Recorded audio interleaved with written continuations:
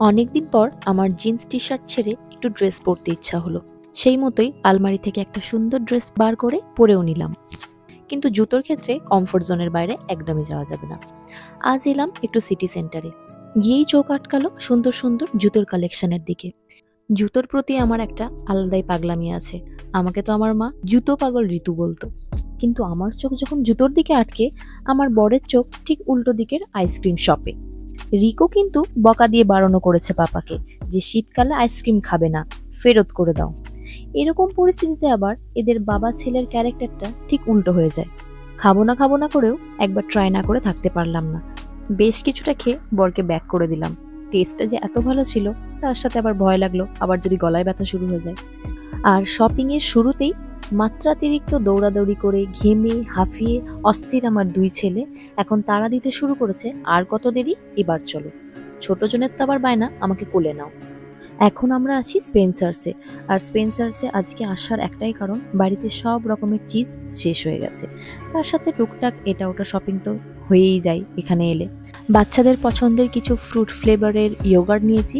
আর এখানে পেলাম Greek yogurt, ওটাও তুলে নিলাম।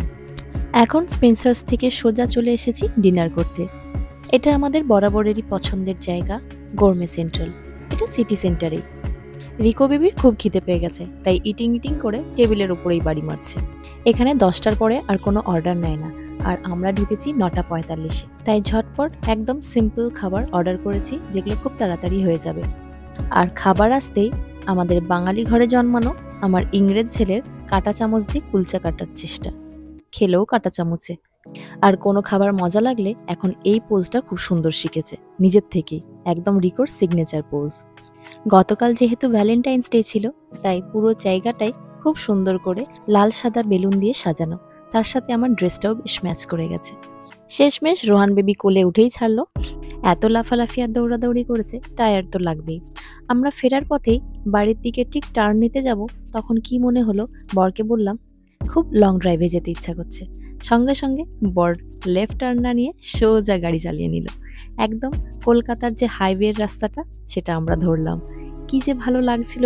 পছন্দের গান শুনতে শুনতে 1 ঘন্টার একটা লম্বা ড্রাইভ নিয়ে বাড়ি ফিরলাম।